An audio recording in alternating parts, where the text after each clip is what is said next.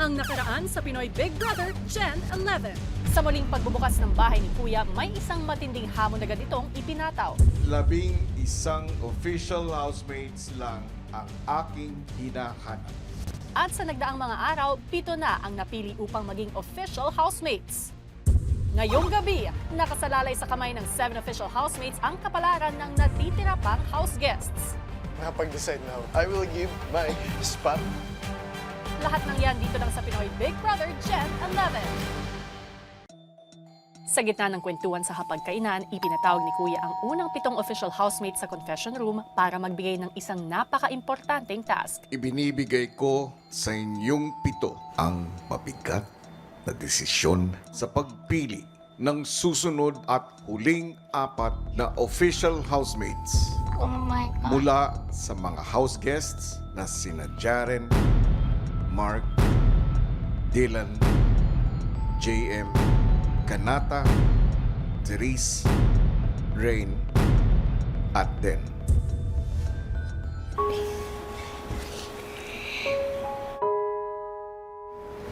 Umiyak ako, grabe. Dala ang mabigat na task ni Kuya. Sinimulan na mag-deliberate ng housemates. Bigat nito. Hirap ang design. Oh.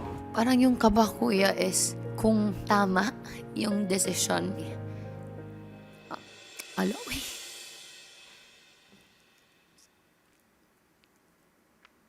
Sorry, Kuya. Kung makita ng house guest, Kuya, yung hindi mga napili na malungkot. Si Den na lang yung last. Unfair sa 7 housemates. Unfair din sa Din sa kanya, in a Dahil ito different lang yung way. chance. Oo. Yeah. Sa house guests po na lately ko na lang nakilala po, sobrang bigat na. What more pa po kay Ding Dong na partner ko po. Tapos alam ko po yung pangarap niya. At ito po talaga yung gustong-gusto niya. Na ano yung utak ko, parang nalilito na. Grabe yung emotional attachment na, sa totoo lang. Hirap kasi 4 yung mawawala eh. Kinaumagahan, umabot din ang 7 official housemates sa kanilang desisyon. Pero ramdam ng lahat na hindi ito naging madali. Hindi naman sila.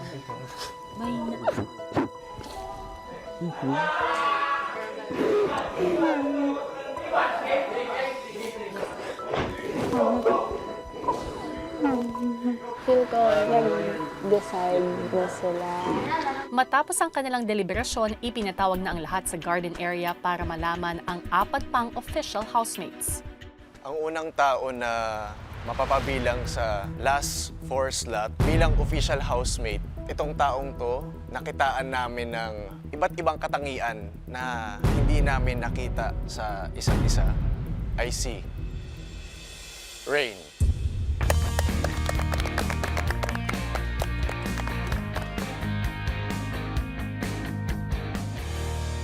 Nakitaan namin na committed kahit anong ipagawa. Yung second house guest na maging official housemate is Jaren.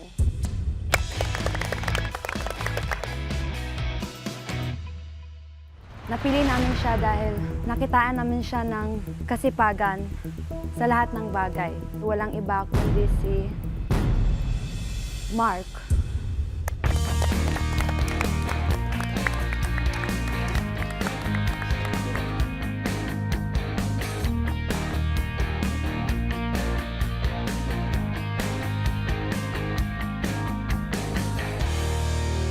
Marami pa siyang maipapakita at maibubuga. Yung ika-11 na person namin is JM.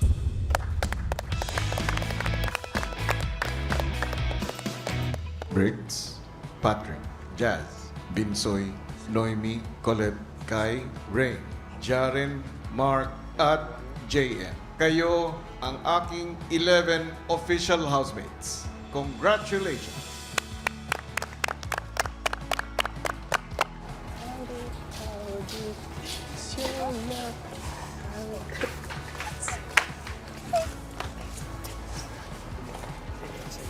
Ba't ka kailan umiyak? Ba't hindi umiyak?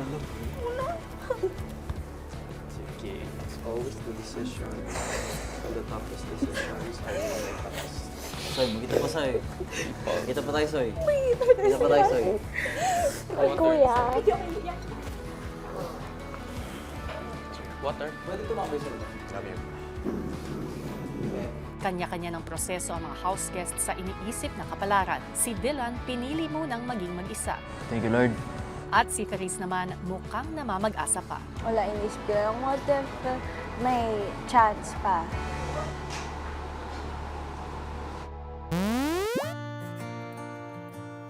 Nasa kamay nga ng first 7 official housemates ang naging kapalaran ng huling 4 na napasama sa 11 official housemates. Gets niyo pa ba?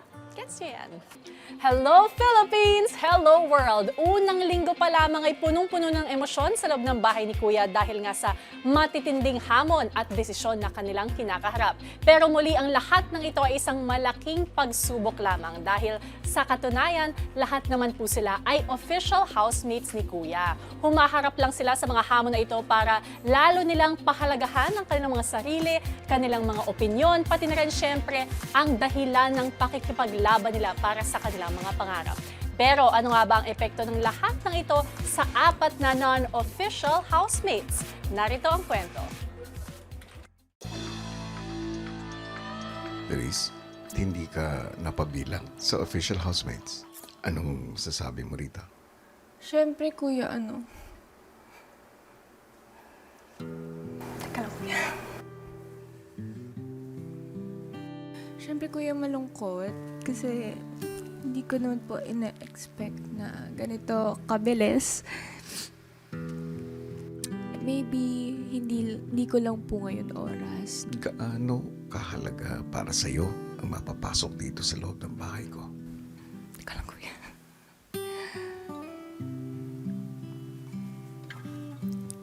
Ngayon po, ito yung pinakamahalaga sa akin kasi ito yung time na dito ko mapuprove yung sarili ko. Yun sa pakikisama po. Kung paano ka, kuya, makipag-interact sa kanila, yung attitude mo towards them. Sino din yung nakikitaan nila na deserving. Sa tingin mo ba ay may kakulangan ka sa pakikisama ngayon? Yes po, kuya. Kasi may mga times po na hindi po ako nakikisama sa kanila. Like, pupunta ako sa gilid, mag-isa po ako. Trinay ko naman po yung best ko para maging approachable, para makisabay sa kanila. Minsan siguro, kuya, nagiging killjoy po ako. Actually, kuya, yun nga po yung naging mali ko kasi yun, hindi ko po linabas yung tunay na ako nung una pa lang kasi nahihiya po ako at the same time. Ako po mismo very kinokontrol ko yung sarili ko. Iniisip ko po na what if pag linabas ko yung side ko na to, what if hindi nila magustuhan? So, yun, kuya. Sino ba ang totoong Therese? Actually, kuya, before, like, hindi naman kuya ako yun parang KJ na nakaupo lang sa gilid. More on outgoing po ako before. Tapos very loud ako. Naging gullible ako. Super bilis ko magtiwala. Lahat pinagsasabihan ko, like open lang ako ng open. Sa huli, ayun, yung mga pinag-o-openan ko, yun pa po yung nag-betray sa akin. Para lang po, nahirapan lang po ako ulit mag-trust sa mga tao na nasa paligid ko. Siguro, mas iniisip ko yung sasabihin ng ibang tao. Takot ako na ipakita yung totoong ako kasi takot ako na hindi nila magustuhan. Gaano kahalaga para sa'yo ito? Super halaga po, kuya. Willing po ko gawin lahat, i-sacrifice lahat para dito po. Ipupush ko po yung sarili ko. Marami ka pang pagkakataon para patunayan ito, lalo na para abutin ang pangarap mo. Pero you have to work hard for it. Yes, kuya. If ever, kuya, na may ilang days pa po ako like natitira here inside your house. Ito yung time to make my family proud sa akin and ma-show the real me. Okay ka ba? Lumiyak. Pet peeve ko naman yung eh.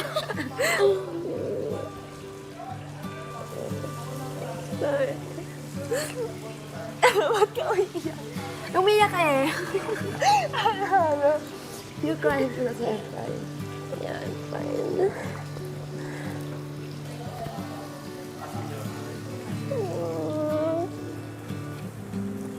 You know, when you're inside the house, parang... You forget that there's an outside Yeah. Yeah. Your life Complete my revolves sentence. around the house. I still don't like you, by the way.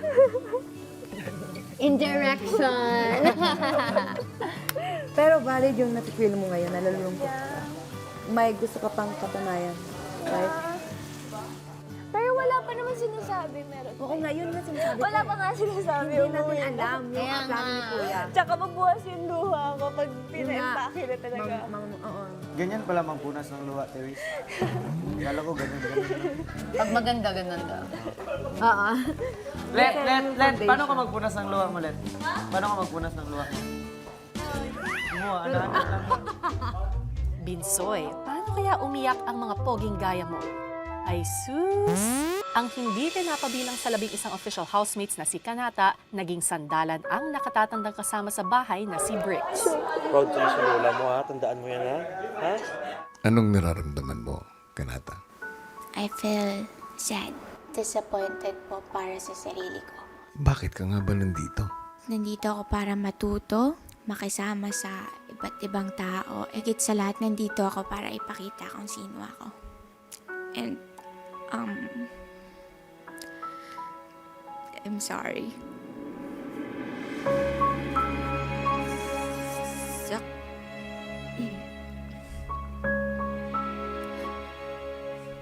Sa konting panahon po na nagstay ako dito, I know na may natutunan na ako. But it's sad because I didn't expect na hanggang dito lang.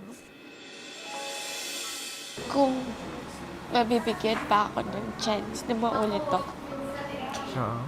hindi ako magiging sweet.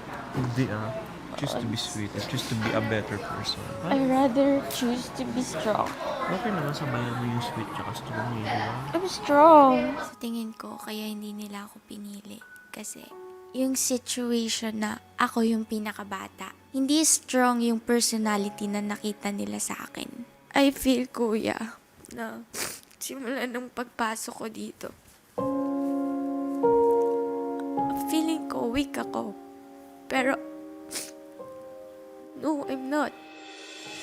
Siguro iniisip nila, they always have to check on me. Lagi nila akong tinatanong, okay ka lang ba? Pero nakikita nyo kasi, I'm weak. No. Hindi ko nakikita. You yan. always- Tandaan mo yan. Kasi You're thinking that it's your responsibility to check me because, no, I'm not. Lahat naman dito, kinakamusta ko eh. Don't get me wrong sa ganun, ha?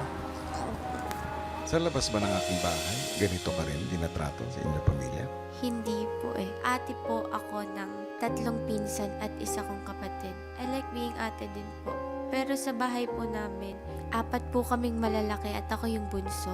Hindi ako weak sa bahay namin. Pero dito, kuya, yung nafe-feel ko, iniisip nila na responsibility nila na dapat yung gawain para sa akin is pinakamadali. Kasi ako yung pinakabata. Gusto ko pong patunayan na kaya kong makipagsabayan sa kanila.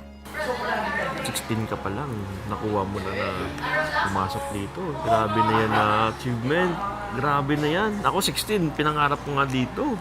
16 years ko pa bago nakamit to. Ikaw, 16 lang. First attempt mo pa. Sa'yo na rin nanggaling na meron ka pang nais patunayan. Anumang edad at anumang karanasan, meron ng iba. Hindi lang yun ang basihan. Lahat kayo may kanya-kanyang paraan para maabot ang iyong mga pangarap. Ipaglalaban ko po kung bibigyan pa po ako ng isang pagkakataon. You're my favorite, kuya. Thank you, Kuya Bricks. I appreciate you a lot. Malaking tulong nga dito. You will always need my bunso ear.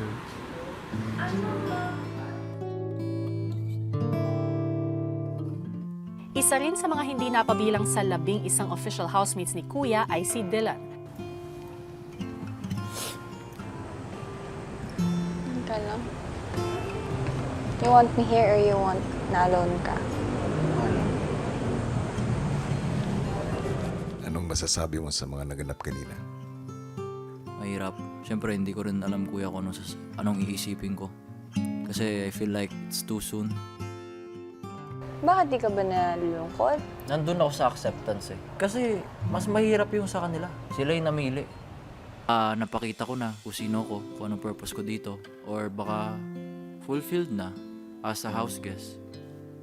Na-fulfill mo na nga ba ang iyong purpose? Ako kasi ayoko yung pinipilit sarili ko sa iba. So ayoko mag-prove.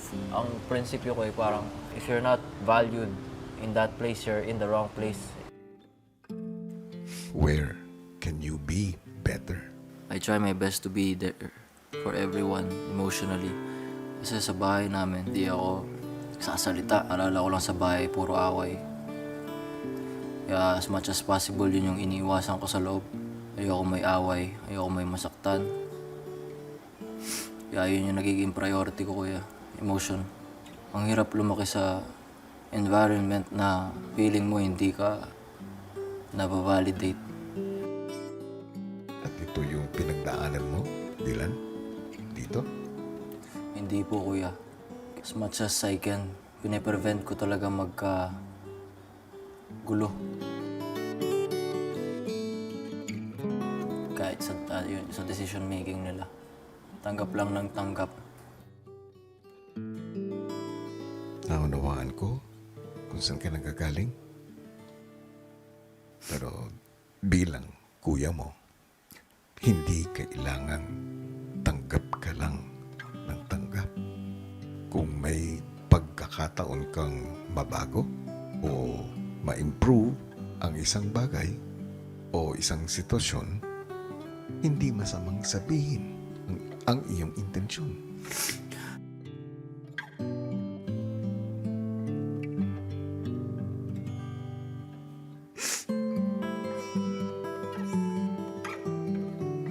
Bakit, Dylan? I always see myself worthy dapat. Of love. Of but I always come up short.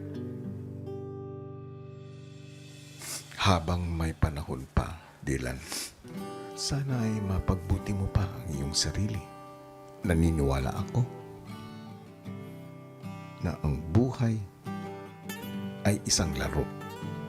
Ang maganda dito, pwede mong hawakan ang bola na magluluklok sa tagumpay mo. Kaya't kung may pagkakataon, sana ay lumaban ka at lumaban ka ng patas. Yes, kuya.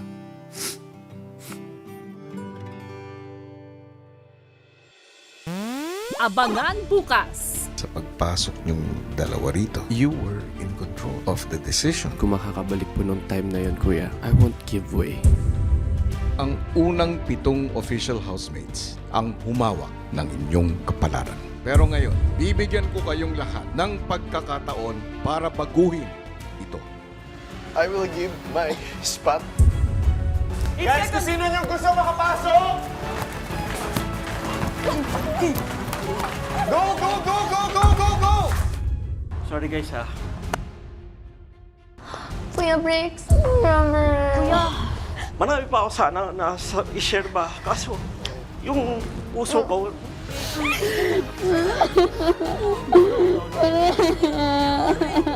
Naman si